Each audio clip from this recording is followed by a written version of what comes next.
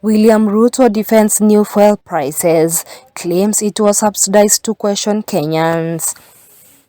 Welcome to my YouTube channel. If you're new here, kindly consider subscribing. Don't forget to like, comment, and share our videos.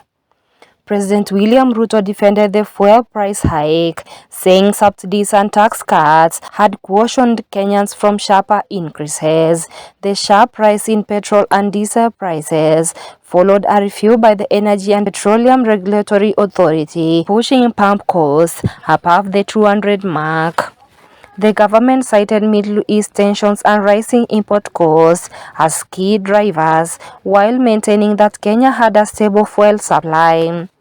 Ruto pointed to the G2G fuel deal and the 6.5 billion subsidy as critical measures to stabilize the economy and shield households. President William Ruto has defended the latest increase in fuel prices, saying the government had already stepped in with subsidies and tax adjustments to shield Kenyans from higher rise. His remarks come just hours after the Energy and Petroleum Regulatory Authority announced a sharp increase in pump prices, pushing diesel and petrol costs above the 200 mark.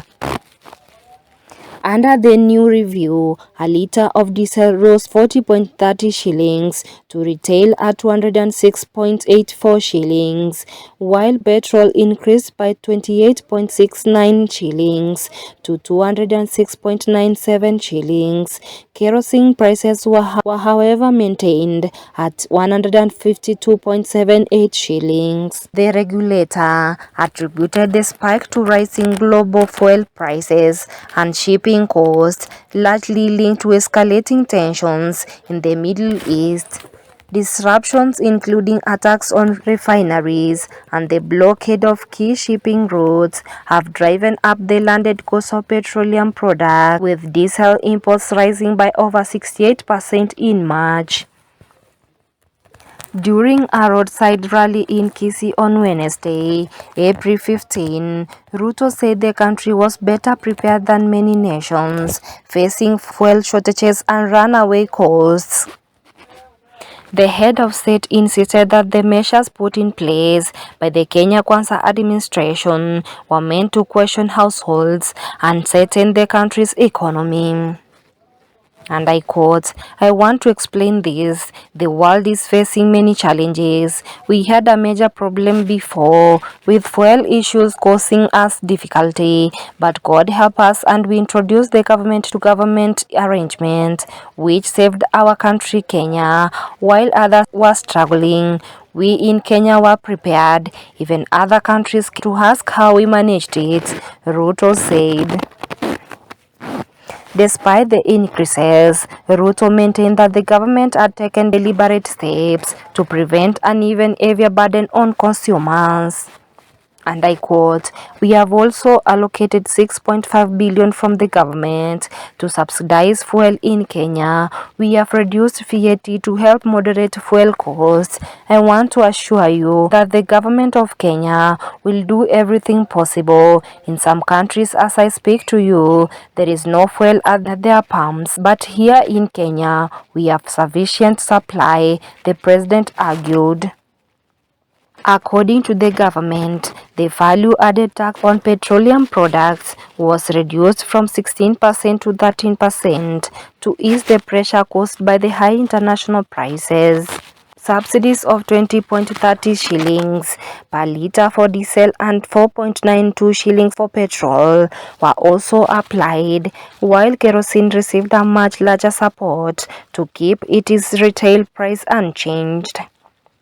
Ruto emphasized that the government's focus was not only on the stabilizing prices, but also on ensuring a steady supply across the country.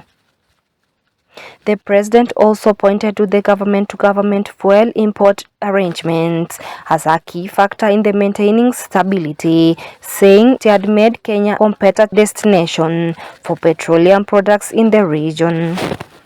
And I quote, "You cannot compare our fuel with our region on other countries. There are countries who do not have fuel in their countries. In Kenya, we have enough fuel. We have used 6.5 billion to subsidize so that we can moderate the price of fuel in Kenya. We have also reduced the VAT so that we can make sure that Kenyans do not bear the brunt of excessive fuel prices, Ruto observed. Ruto exuded confidence, assuring Kenyans that the government could continue monitoring the situation and intervene where necessary.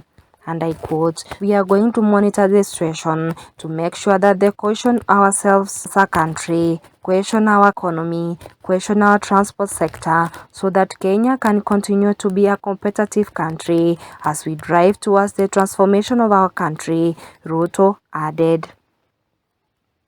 As earlier reported, Kenyans woke up to a sharp fuel price hikes after the EPRA announced its latest review, pushing petrol and diesel above 200 in Nairobi.